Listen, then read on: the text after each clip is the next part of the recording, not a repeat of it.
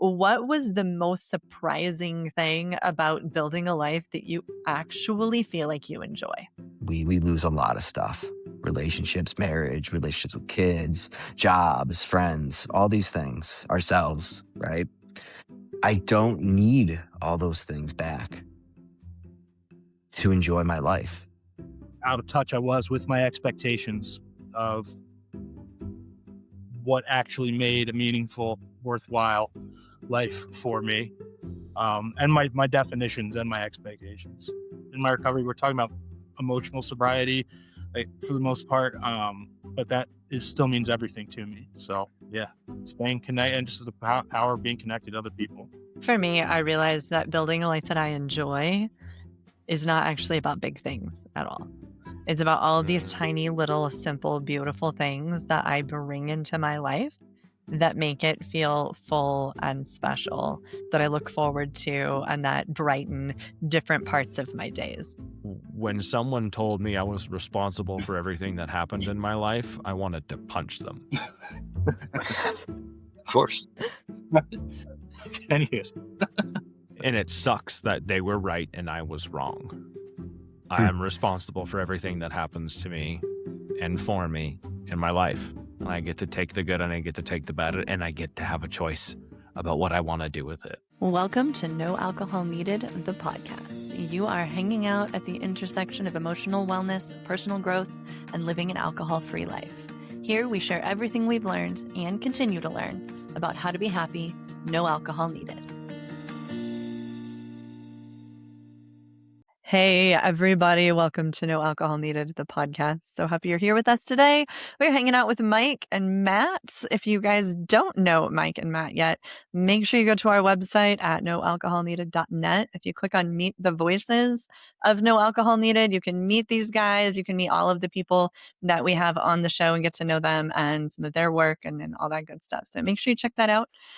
Today, we are going to talk about, is this as good as it gets? Because I think we get stuck sometimes in like, okay, like I'm stopped drinking and that's good and it's great and I'm glad I did it, but like it also kind of sucks, and like fun doesn't really feel fun anymore and nothing feels exciting anymore. So we know a lot of people who like they're glad they quit, but they keep wondering, is this as good as it gets? And we know that's something that needs to be addressed because that's not a fun place to be sitting. So we're going to talk about it today. I'm going to ask you guys first question. We'll just kick it off here. Why do you think so many people hit this stage where they're like, is this it, after they quit drinking? What do you think is like the main cause of that kind of blah feeling? a main cause is tough for me to pinpoint one thing. I mean, I think certainly whether it's alcohol or polysubstance abuse, there's a lot of chemical regulation going on, a lot of like returning to just homeostasis. So, I mean, I can say I personally experienced a really protracted anhedonia when I got sober. And that was a huge thing for me. In my experience with other people, it seems like expectations are probably a big culprit. Mm-hmm. Yeah, and I'll really quick for our listeners, I'll just define what anhedonia is. It's when you kind of get to the point where just nothing feels interesting or exciting. It's easy to confuse with depression, but it's just like this level of emptiness and blah. And it's very, very common in early sobriety and sometimes can even last up to a year or longer. If it is something that you're experiencing and it keeps continuing, it's definitely good to see a doctor and talk to them about potentially underlying causes. So I don't know that we've ever talked about anhedonia in all of these episodes. So I think it's a good one just to let our listeners know, like, this is what it is, for sure. So thanks for bringing that up, Mike. Absolutely. No, after 180 plus episodes, that word has not come up. Wow. I think we've called it everything else under the sun. But we definitely have not mentioned anhedonia or talked about it in that fashion. Yeah. So happy to bring us to new lows. Yeah. Fantastic. Welcome, Mike. What about you, Matt? What do you think is like that cause of, is this as good as it gets? What do you think starts that? So it's funny. It's I have other notes, but I just wrote this down as you said that out loud, and the thought was that people think that just quitting drinking is going to fix everything, Mm-hmm. right? And that may that may hold you on that pink cloud for a period, but that is not sustainable. Me personally, I don't ever remember anytime in the beginning ever asking myself, like, is this it? I never was like at that point of just, I don't want to say defeat, but like that's almost what it seems like. I was saying that it's almost what I think I would feel like that this isn't worth it. I remember very early on with my counselor always saying to her, it's like I didn't get sober just to get sober. Like there's something bigger. I don't know what it is, but there has to be something bigger. And I feel like just having that mentality, I never had that idea that this is it. But I definitely had periods of feeling stuck. And I think for me, when I am able to go back and look at those moments, it was I got to a point where I had to address something in my sobriety that maybe I wasn't ready to address. Look at the past that Mm-hmm. really was a part of me that I wasn't proud of, or just stuff that I'd stuffed down that I thought never would have to deal with again, but got to a point where the time came and it was this intersection of what are you going to do? Yeah, and if that pain keeps coming up and keeps coming up, I think our instinct after all of these years of avoiding pain is to try to just shove it back down and plow back through life, right? So like the pain comes up and you try to ignore it every possible way and then you just keep moving forward and it gets more and more frustrating and it gets more and more painful every time. And it's that realization that, oh, this is a thing I actually have to look at and inspect and understand and do something about it that I think a lot of people get stuck in. So they just get frustrated that this thing keeps coming up and causing them pain instead of realizing, oh, I need to like take action here. The first thought that came up for me was actually a question. What was my version of excitement before?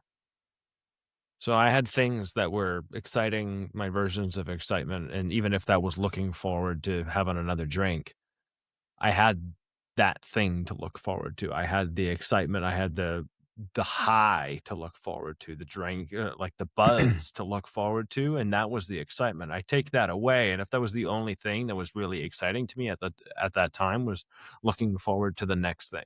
I take that away, I no longer have this version of excitement that I was consciously and subconsciously looking forward to all the time.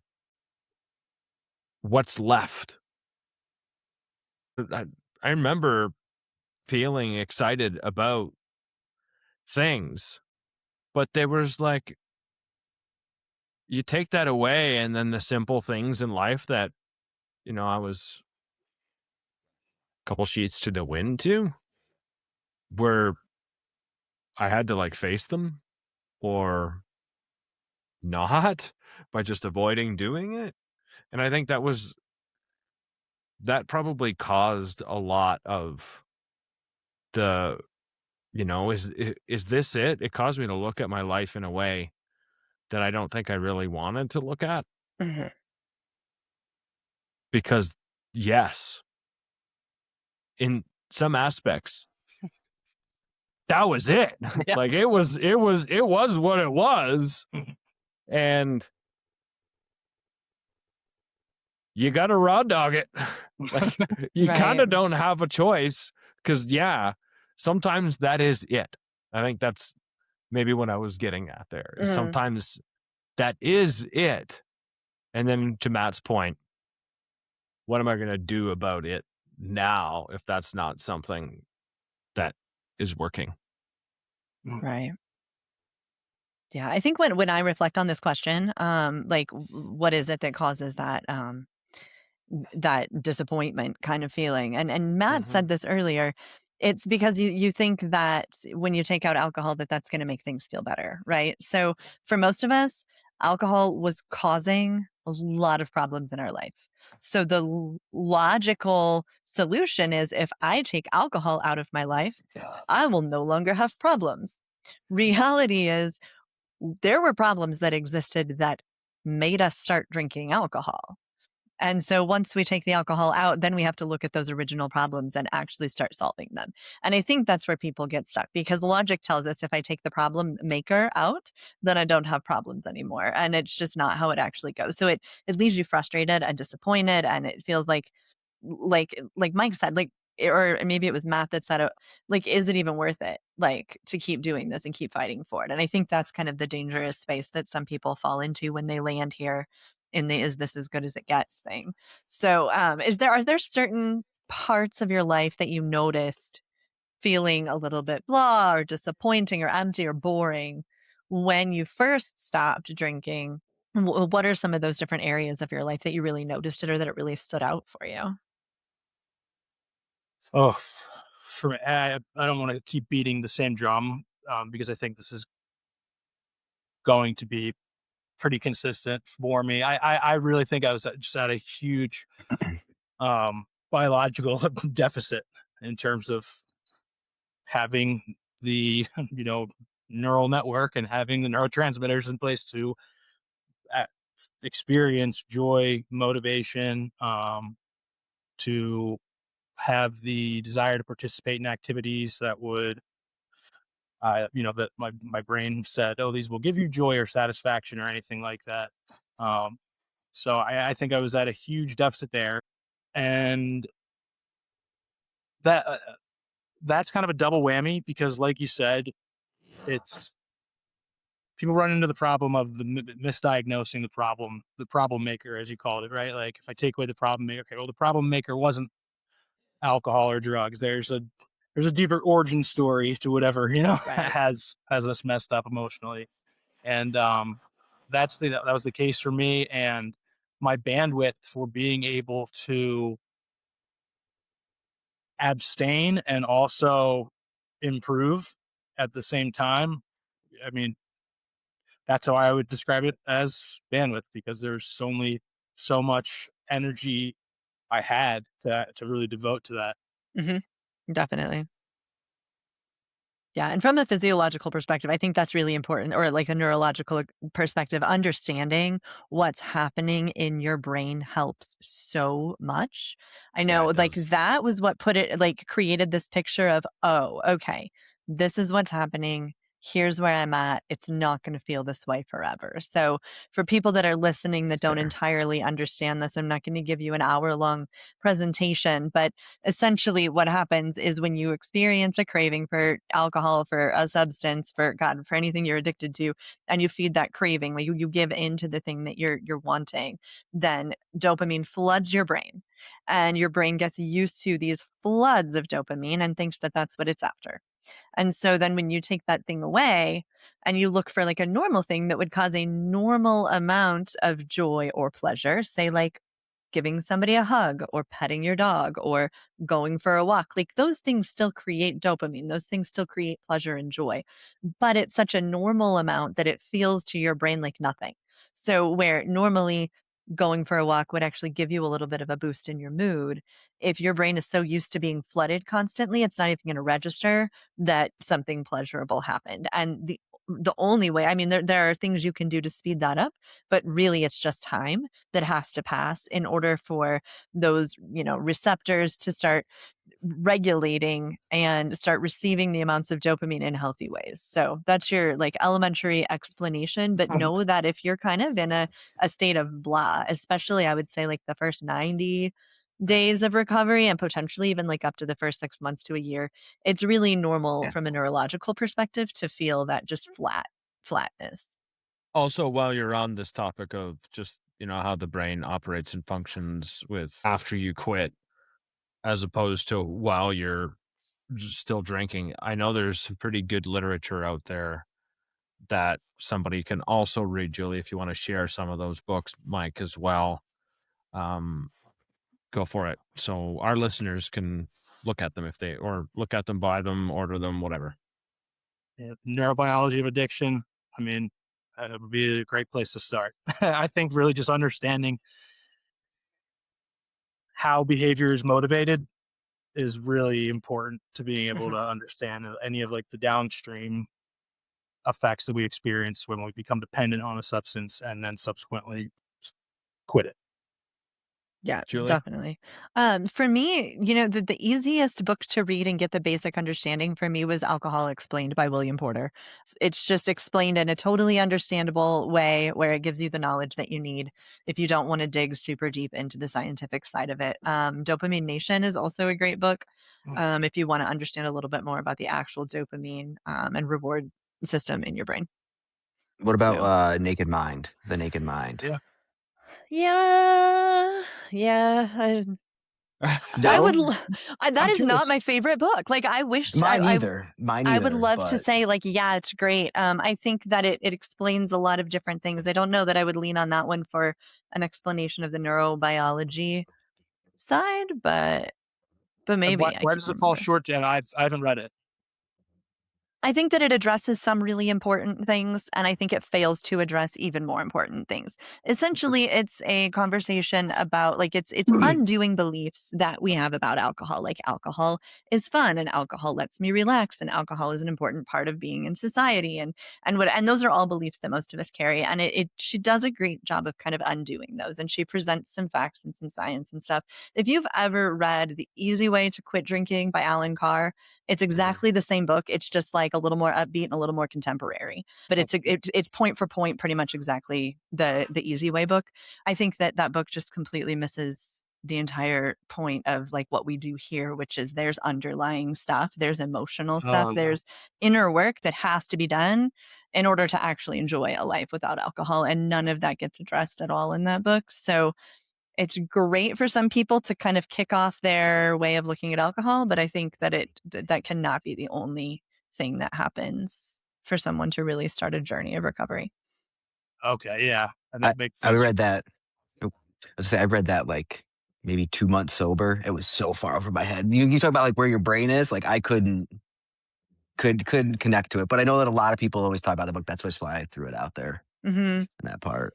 Yeah, it's But definitely one of the most popular, and I think it really resonates with some people. Like, I'm never going to tell anybody don't read a book if it sounds like it would be helpful for you.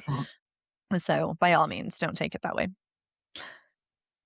Yeah. So, what else, I as far as like stuff that felt blah or dull or flat for you? What else did you really notice? I think for me, like almost everything did. Like there was a point of like evaluating everything and what was the purpose in my life and where does it fit. And the one example that I wrote down about this, I remember again some point talking with my therapist, and anybody who's listened to the podcast knows I'm a big Who fan. And I remember saying to her, like, I don't even know if I can enjoy this music anymore. There's no reason. There was nothing behind it that like why like it wasn't like I only listened to it when I drank or anything in that way. But it was like I just didn't get the same at that time. I was not getting the same feeling from it. Right. Like it was like that simple of things. Um and as I've talked about before, like I was able past September to go to a concert, the Who concert with my son. Like everything was saved, still like the music. But it was, and I remember one other podcast around. I think Julie had mentioned something about like even gardening of what it played a role for you, right? Hmm. Like, I mean, these things that weren't the drink, but just where did they then align in life going forward? It was a lot of stuff, and it was more just I think separating the activity and the alcohol, even though they weren't Yeah. like things together. But everything just in my head was just so mixed at that point. Like I didn't know what was real, what was fake, what I dreamt, what it was so bad in my head that just everything I had to really like slow down and just be like, what is this and what does it really mean? Because it hit a point where most stuff was just stuff. Hmm. Your concept of baseline, or I should say, my concept of baseline, is, and people I know, their concept of baseline, like joy, contentment, like even just like ease, lack, the absence of anxiety. Um, there's a total reset that goes on, and I think the most like acute feeling thing for me was hope, like in somewhere in the area of hope. And I'm probably not even putting my like the best word to that right now, but it's the best one that's coming to me because I had been through short periods of abstinence before. But as that was really tested as I got into week 3, week 4, month 3, that hope. I mean, I was going out of my way to do things, to try and generate, to talk to people, to find a grasp onto something to be able to keep me going, and that there would be a return to a life that was worth living, I Mhm. think that you make an excellent point there with hope. I think I held on to hope. Like I first thing, when I got sober, I was pretty naive, gullible maybe. And so, I mean, I believed the story that if you worked it, if you did the work, then it would keep getting better. And I mean, I had shitty days. Before, my level of crappy days was way more than the level of good days that I was having. It outweighed them. At some point, the scales began to tip, and the good days outweighed the bad days. And when the days outweigh the bad days, hope is easier to hang on to. Also, like, I remember that I was excited, even though I was scared as shit about what life was going to be like without my best friend, which was a bottle, and still how I was going to do like everything else. I was I ran on a pink cloud for a fairly long time, but I was excited more than anything else to see what it was going to look like when I wasn't as miserable as I was. And if I continued, and I went back to the example, like the worst day I had when I was drinking, and even if I had a shitty day sober, if I compared those two, I was still ahead. And I could look at the really good days of my drinking and compare it to my really crappy one. But then I'm not even comparing an apple to an apple. I'm comparing the orange to the apple. Mhm. And that's me comparing the nostalgia of what it was to the actuality of the shame, the garbage, the not feeling good about myself. Like I was already I could not feel good about myself sober, and it was still better than not feeling good about myself drunk. Right. Yeah. Like, except for the fact that I was, I could drink that away. Yeah. I couldn't drink it away before, just learning how to figure it out. But I think Julie can attest to this more often than not. I'm an optimistic person, generally speaking. I don't live on the side of pessimism. I live on the side of optimism. And I think, that being said, because that's still a place that I live, and it was a place that I had, I think that's just an innate part of me that helped me through a lot. Like, if you could just find some sort of positivity, some sort of light, it's way easier to hang on to the, okay, is this as good as wow, is this as good as it gets? Yes, maybe right now. Mhm. And maybe that's just okay. Right. There has to be that. A little bit of, okay, this is acceptance. This is where I'm at right now. It's that hope that you guys are both talking about, that it is going to get better. And that real belief, which some people struggle to hold on to. So, Steve, you talk about being an optimist.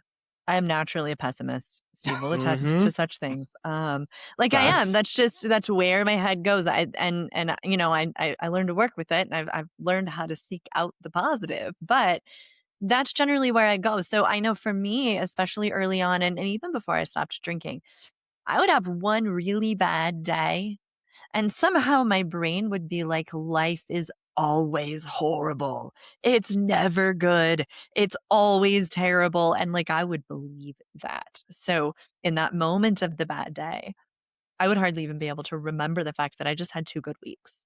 Right. And so I think that when things go so negative where you're like, this is awful and I hate everything about this, and why can't I just be happy? If you stop for a minute and get really honest with yourself and look at the previous days, remind yourself there have been times you have also been really happy. Because if you have the pessimistic brain like mine, it's like, I'm just going to completely cut out that chunk of joy. And we're only going to focus on the bad days here. And then that just starts perpetuating the hopelessness of nothing's ever going to get better. And I think we have to be really, really cognizant of that hopelessness that kicks in when we start thinking this is as good as it gets. So Matt talked about like the gardening thing and doing things that we weren't sure if we'd ever enjoy them again and stuff. So I want to kind of mention this because it's kind of an interesting just development in my own story. Gardening was huge for me prior to quitting. Like I've just always enjoyed gardening. It's this fun thing. I love being productive. I love bringing food in and like making a meal from scratch. It feels amazing, right? And then I kind of got to the point where I was really burned out on it because I was growing like a 2-acre garden, and I was literally growing all of the food that we would eat in a year and canning it and preserving it. Like that was my life. And it was a lot. It was too much. Then I stopped drinking, and I'm looking at like all of my hobbies, and there was no part of me that wanted to walk out to the garden. I'm like, this is dumb. I don't enjoy it. This feels like work. I'm like slogging through these things that I used to have a good time with. And I assumed that I was just ready to let go of gardening. And I was like, okay, obviously gardening was not really a thing that I loved. And we say that a lot. Like if you keep doing this thing and you just don't enjoy it, then you probably just don't enjoy it. It's not that like if alcohol is the only way you had fun doing it, then you just don't enjoy it, right? What I'm realizing is that 4.5 years in, I've been going back out to the garden and planting, and I'm really enjoying it again. And so I think we tend to write things off, and even 2 years, 3 years into sobriety, I'm like, nope, I don't like gardening. That was just never a hobby of mine. That was a fake part of this personality and identity that I had made up and whatever. I don't think it was. I think I was burned out and I needed a really long break. But we need to be careful when we're picking things and saying, okay, I just don't like that anymore. So I'm going to get rid of that from my life. I think we almost always need to not make permanent decisions, and we need to put it on pause. That's true with relationships. That is true with hobbies. That is true with things we enjoy, what like our likes and dislikes. All of that stuff is in this weird imbalance, this flux that potentially those things can all change. So instead of making these decisions or these statements about our identities or what we like or don't like, and acting like it's perfect, I think we have, or like it's permanent, I think we have to leave it open to come back to and consider again, because at some point, this thing you don't enjoy, you might enjoy again. That was a really long explanation, but that's been something I've really noticed lately, is that things that I thought were certain at 2 and 3 years sober were actually very uncertain and very impermanent. So yeah, in looking at this, if we're going to talk about kind of moving forward in this part of the conversation, what are some things that you have learned or had to learn about yourself in order to create a life that felt more gratifying or a life that felt more full and engaging? What's that learning process look like? Mm.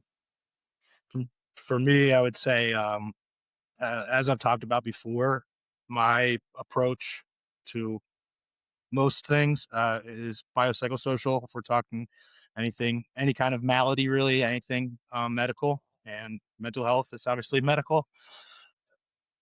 I spoke at first about where I was biologically, neurologically, and I had maybe too much awareness for that for my own good through some of my early healing. Psychologically, I was being keenly supported at that time. I was inpatient for treatment. What I never gave enough weight to was the social piece. That's why I am so adamant about connection and why that means so much to me now, because while I could not make myself feel a certain way, like super engaged in whatever I was doing, and that's how I like to feel. I'm a person who likes to be stimulated and really into and learning, and for that not curious, that's just who I am. So for that not to be there, it's like, well, who the fuck am I? What do I do? Like, what do I do that? And the gardening thing is, I mean, is one for I totally relate. I mean, just relate to that completely. One of the things I did in treatment was, after like my first month, I forced myself to start a garden there, and made a garden, and it felt like work for like 2 months. And then somewhere around that 4-month mark, I just started to notice that I was having a little thought in the morning of like, oh, you're going to get to go see what your squash is doing or whatever. I mean, okay, that's looking forward to something. That's fucking Yes. hope. It was huge for me, man. That was so huge. So I would take note of that and be like, May 16th or whatever, like, woke up thinking about squash this morning. I mean, look forward to going to see the progress of this plant. And that was just so enormous. And what made it even more internalized for me was sharing it with somebody else. So adding that like connective tissue to the idea really allowed me to internalize it. So like I had made some friendships in treatment, and one particular guy would even he would, like, at the end of the day, remind me of any moments, like if I had laughed or said something really funny, or because I like to laugh, that's just who I am. So I've even just like shared with him the things about like the gardening hope. I don't know. I think I've shared another anecdote on here before about like kayaking and meeting the dolphin that one time, and that being like a really distinct point that I remember, and sharing that, and then sharing it with other people and having that like reflected back to me. It made it just really impressed on me in a much deeper way. Yeah.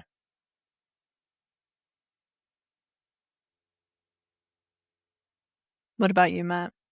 What did you have to like learn about yourself in order to start feeling some more engagement or satisfaction in your life?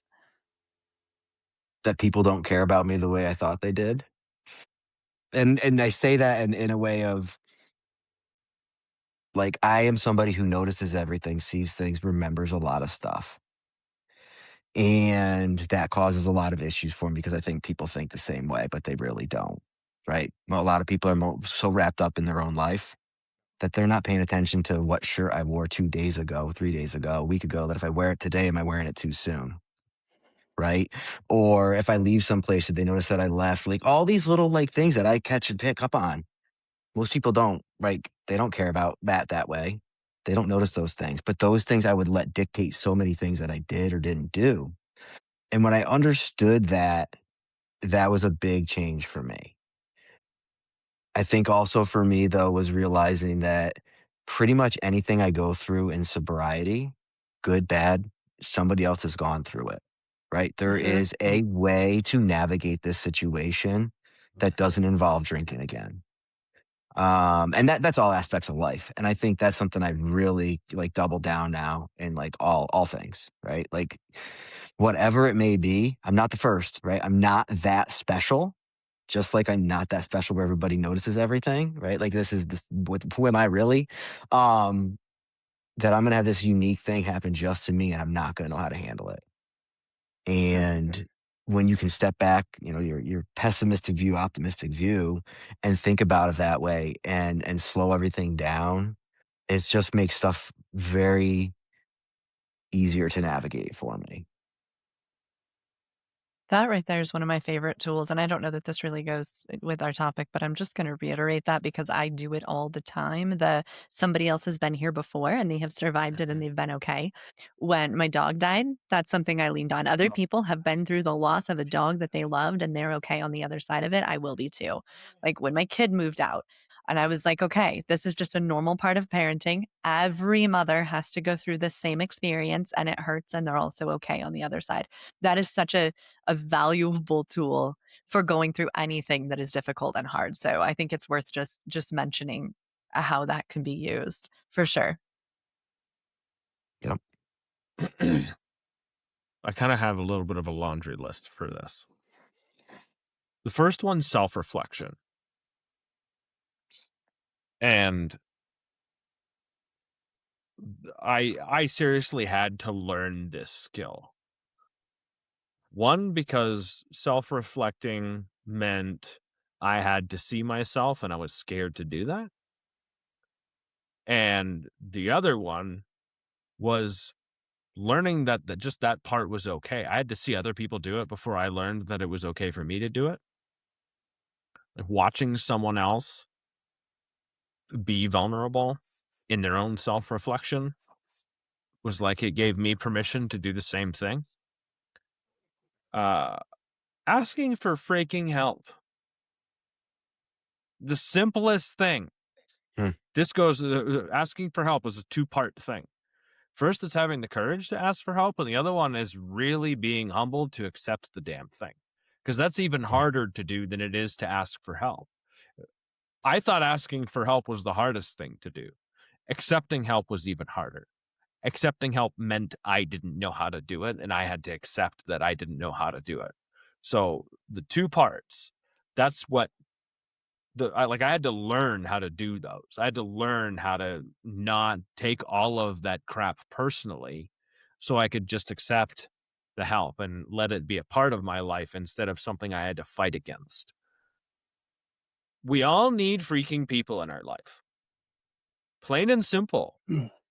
Generally speaking, at the beginning,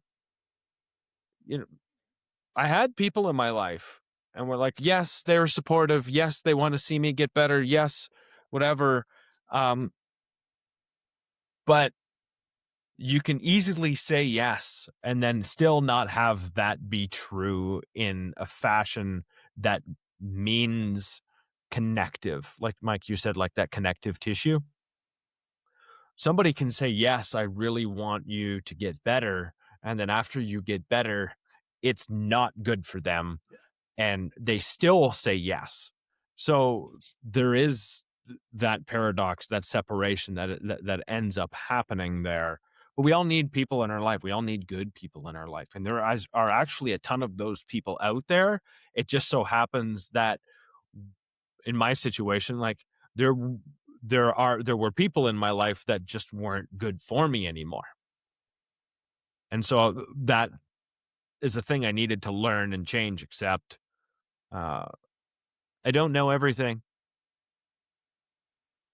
I just don't. Mm-hmm. As much as I'd like to think that I do, I don't. And educate myself and match it with action. If I educate myself and do nothing about it, then there's almost no point in reading the damn book. There's almost no point in the education. Like then at that point, I'm just stroking my brain. You know what I mean? Like I'm giving it something to digest, but I'm not really digesting it. Information is good. You reinforce your information. I learned this one the hard way. I reinforce my information by doing. Right. Because then I can understand whether it's successful or not. I can reinforce that it's successful or not. Or I can say, okay, cool. Like I read this book on how to play this guitar. Now I have to put it into practice. And this book makes it sound really easy, but my timing sucks and I can't, my fingers don't move this way and whatever. Like it all takes practice. And so those are like the core key things that I had to learn. And in learning all of those, I don't think I ever really end up at a place where like, is this it? Because I'm always like grasping at one of these things. And with good people in my life, they're growing, so they're always challenging me. And if they're asking for help, it reminds me that I can be humble too. And if they don't know everything, clearly I don't either. And if they're educating themselves on something, it's really cool when they get to share it with you, and then you get to learn it and try the things out together. And so that those key things are all like, it's a recipe to at least having fulfillment on a fairly regular basis. And I'm not talking about like constant fulfillment or something that's really, really big. I'm just talking about something that creates peace. Yeah. So Yeah, let's, I'm going to so, I'm going to throw a little bit of a curveball at you really quick. So let's like creates peace, and so many of us are after peace, right? Yeah. So I think when we talk about it, is this as good as it gets? And I don't know what everybody's experience is with this, but I think an awful lot of people are like, man, life was so much freaking fun when I could drink. I had a great time. I went out with my friends. I did this cool stuff. Like they have some great memories. And like I'm not going to diss those memories. I think they exist for all of us. But like life felt exciting, right? When they were able to go out and they were able to drink, and that's how they related to things. And then they stop drinking, and that's good. Things are better. Their relationships are better. Their health is better, those things. But like nothing ever feels as cool or as exciting as things did back when they were drinking. What would you say to somebody in that situation? Like what comes up for you when you think about that? Or if you've been in that situation, would love to hear your experiences. But I hear from a lot of people who have experienced that. For me personally, like my life was so bad when I quit drinking that I was ready to walk away from it. But I think there are people who are like, okay, I know I need to stop this. I know it's not good for me. I'm choosing to stop. But man, nothing feels as exciting as it used to. My initial thought when I hear that is the person still has hope to be able to drink again. I just Mm, that's like my first thought with that is like, I'm with you, Julie. Like my life was so bad. I don't remember many good things from when I was drinking, and even those events that were good, there was still bad stuff that went along with them. Like mm, that's just the reality of what it was for me. But also, I think though that it goes back to the first thing I said: is somebody who just stopped drinking and thought everything was going to get fixed. Maybe there's just some unreal expectation they had about what it was going to be. I just think that I don't know. I can't put myself in their shoes, someone's shoes in that case. 'Cause I didn't ever have that, or I don't have that. But it's just when you were just saying that right there, if somebody was saying that to me, I'm just thinking you still want to drink. You aren't to this point where sobriety is what you're really after. mm-hmm. That makes sense. I can see that.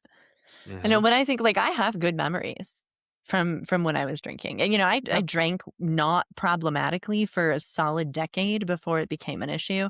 And there were good times. I had, and I'm not going to deny that those happened. But I have so actively and intentionally created a life that I really freaking love, that now the good times that I have with people that I love, doing things I really love, the good times now are way better than any of those good times from back in my 20s. They just are. I think because they're more aligned with who I really am, and because I'm sober and I have the clarity to really appreciate the moment for what it is. But I know there's a lot of people who really struggle to get to the point where they feel like anything sober is as exciting as the things prior to. What are your thoughts, Mike? for me, more so than like exciting, almost the word I'm thinking of is livable, like just manageable. So first of all, to that person, the theoretical person we're talking about, I would say euphoric recall is real. It is powerful. It is incredibly sabotaging. If your goal is long-term recovery, I would also say that it comes in different packages. Like when we hear that term, usually we think of people like, remembering the best time. Nothing's going to feel as good as it did at that concert when I was able to get high or drink or whatever. But personally, for me, I experience that still, frankly, in ways through, I guess, ways that relate to self-esteem or self-doubt. Like I will think of, my mind will start to go down a little road where I start having an internal dialogue of, oh, remember when you, whatever, something with football related, created this, did that game plan and came up with these plays, and and the next day you installed that garden. You know what I mean? Like thinking of like, man, you were really prolific back then. Like you were doing so much, and that is where it gets dangerous for me, and that's when I really like have to actually employ some kind of exercise and to challenge those thoughts and be like, okay, what's reality here? Because I'm with you totally. I think it does us no favors to deny the things that are real. And that's, like you said, you had times during your active drinking where it wasn't as problematic. To try and pretend otherwise, I think it's useless. I think it actually works in opposition to our ultimate goals. So for me, it's like parsing what is the true part of that, and what are not even necessarily the like disillusioned parts, but the parts that my brain or my memory and my internal dialogue are leaving out, because Right. that's there's a lot of meaning and value in there. That like, okay, if I can go back to that day specifically, and it's not like I was journaling at that time, but if I could, I'm sure I would see somebody who was a really absent husband, somebody who was a really aloof friend, just somebody who was not living life in accordance with the things that I am 1000% sure are the values by which I want to live. So if I keep that as my measuring stick and that's clear, then that's like the best way for me to challenge it. That's really well said. Yeah, I don't think I can top that one or get close to it. Here, Pupper. I think with anything, any of this stuff, right, there's going to be some good and some bad. You have to decide which one is worth it. I think that's true with any decision we make in our life, with any action we take in our life. There's going to be both negative and positive consequences. Which ones do you pick? Because there's no just cut and dry, this is 100% the right, easy choice, and this is 100% the wrong, hard choice, whatever. None of that. None of that is so cut and dry. We have to weigh the options, weigh the consequences, and make a choice, and then stop questioning the choice that we made. And I think that's an AA thing. Like, no, isn't it, Matt? You would know that. Like, never question the decision or something. Is that an AA term? Okay, I've heard some. Okay, it's a term. It's a recovery term phrase. for sure. Okay, Yeah, I thought it was an AA definitely. thing, but regardless, I think it's wise. Once you make a decision, you made that decision for a reason. Stick with it, and eventually, you're going to start seeing the reasons that you made that decision. But every time you sit there and doubt it and question it, you're just going to make yourself miserable, wondering like what it could be like if or whatever. I love that term, euphoric recall. Is that like romanticizing? Is that essentially romanticizing, nostalgic? I mean, we kind of had this nostalgia chat earlier this morning, but it's that sort of all of that sort of same in that same realm. And you mentioned intentionality, and then you're missing the thing. So you end up in frustration because you made a decision that was good for you, and then you're frustrated because you're not doing the thing that you wish you could that isn't good for you. But you remember the good part about that event years ago maybe, and now you're missing out on it now. So you have maybe some FOMO. So like you've got some fear of missing out. And I mean, where is my responsibility in creating my own excitement again? Yeah. Yes. Right? Like that was the thing where excitement was created before. I need to now do something different because I've made a choice I have to now create my excitement, whether that's inviting different people into my life, that is inviting those same people to do different things, or whatever that may be. But I'm still responsible for it. The first things that I wrote down when you asked that question just now, so I didn't forget it, was go out and sing karaoke. Like, you're sober and you're looking for something that's exciting, go and do something that's terrifyingly harmless. Yeah. Right? It is terrifyingly harmless. Once you go out and do that, I mean, I say this from my own experience because we Julie and I sang karaoke I did it for the very first time in a bar in the middle of Kansas. Was it Topeka? Anyways, it was an absolute rush. Absolute rush. Go skydiving. I know, like, you'll find ways. There are ways to experience so much excitement like that. But we're still responsible for creating it. I'm a big fan of adrenaline rushes Those in things are recovery. amazing. They're amazing. I think, yeah, whatever that looks like for you. I mean, everybody's got the thing that floats their boat, but I am a big fan of adrenaline rushes. I don't think they're a bad thing as long as it's safe and, you know, you're not doing anything stupid, but go climb a freaking mountain.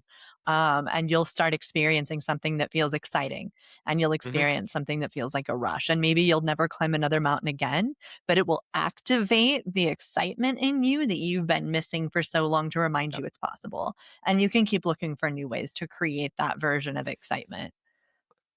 I took like no responsibility there in my life in active addiction. You know, like I relied on the chemicals to make things exciting, approachable, to remove any kind of barriers of fear between me and that activity. You know, whatever in countless ways. And then, so when you were asking earlier about like the most surprising thing about, you know, creating a life worth living, that is probably, I don't know if it's surprising, but just a very important key lesson for me has been that, like, I have some actual power there in terms of creating a life that's worth living, because maybe I'm not going to, like, you know, have this chemical to rely on to make everything seem more fun and more interesting, but once I go engage in it, it does start to become rewarding. That's it right there. It's the engagement. It's the intentionality. It's the engagement. It's putting yourself in there on purpose, doing the thing on purpose. That's it's the difference between, like, back then life just happened to us. Right. And we waited for life to happen to us. Sometimes it was positive, sometimes it was negative, but we waited for that to happen. And you have to switch to you're now happening to your life, whatever you want that to look like. There's a lot of power in that. Yeah. Matt, do you have anything else to add here? Any other thoughts to share? No, not Okay. I had something, but I lost it a while ago. All good, all good. I'm why going I to kind of bring us around Pad and to paper here. I'm going to kind of bring us around to our closing question here and see what you guys have to say here. What was the most surprising thing about building a life that you actually feel like you enjoy? I got this one, and it took me having a conversation with somebody today to have this just like thought come to me though. And I think about when I celebrated 2 years, my 2 year anniversary. I was at an AA meeting the week before. This guy was talking about how great his life was, all these things he has and has gotten. And I remember I went up there and I was talking about at the end about I haven't gotten everything back, right? But life is good. And I think, you know, we go through this before we get sober. We lose a lot of stuff. Relationships, marriage, relationships with kids, jobs, friends, all these things, ourselves, right?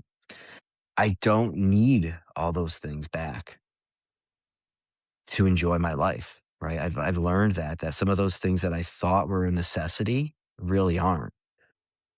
You know, that's one of those things where he said it took a conversation, just a random thought where this hit me, and it was just like, and that's pretty amazing considering, you know, what my ideas were 3 years ago when I got sober for what I thought it was going to be. Mhm. Um, And one other thing I just want to add before I pass this along to somebody else here is through this, I used to say that I was stuck at points, right? And now though, I've realized though, like those are opportunities, right? It's just that perception again, though, that you're not stuck. You're just at a point where you got to figure out what's the next growth point for yourself. So, Yeah. Yeah. Definitely.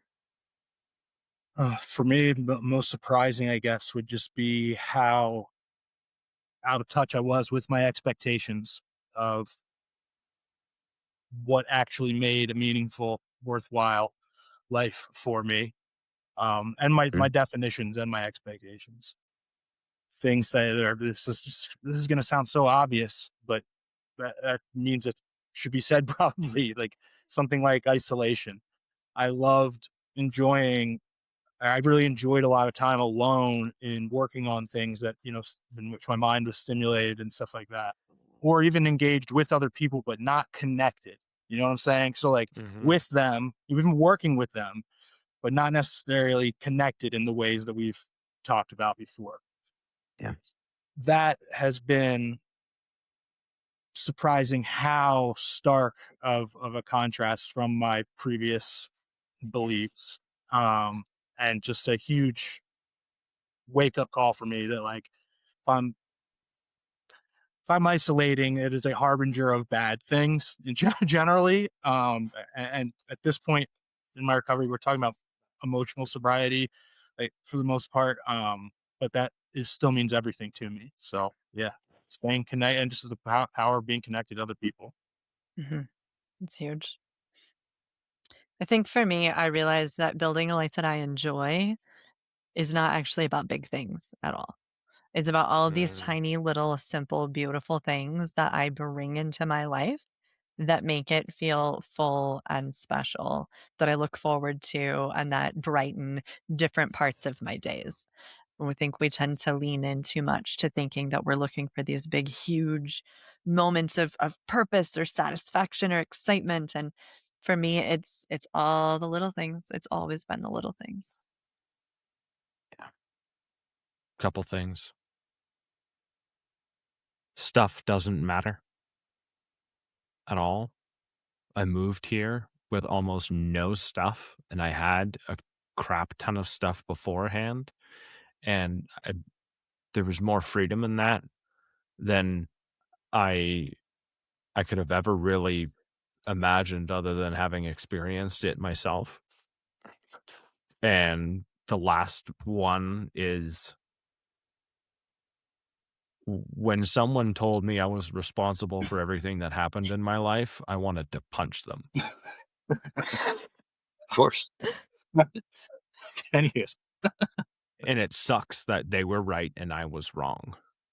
I am responsible for everything that happens to me and for me in my life. And I get to take the good and I get to take the bad, and I get to have a choice about what I want to do with it. And that right there gives me so much freedom and allows me to enjoy my life way more than anything else. Because if something good happens, I get to reinforce the fact that I made the choices that helped me get there. And if something bad happens, I get to rejoice in the fact that I made some decisions that helped me get there too. Right. And I get to play a part. I'm an active part in all of it, instead of just being a ship that's sailing around in the ocean without a rudder and no frickin' sail either. And I live with the current a lot in my life, and responsibility is the current that I like to float on now. Anyways, thank you, Mike. Thank you, Matt. thank you guys. I am going to say this again to anyone who has listened to this episode all the way to the end. If you're listening, then I'm holding up a sticker. And if you're watching, I don't need to tell you what I'm doing.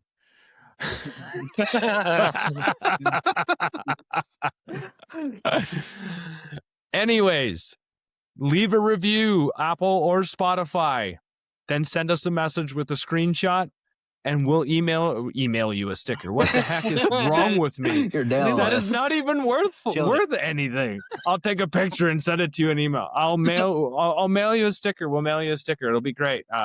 Looking forward to seeing those comments. Love the support. Thank you all for being here.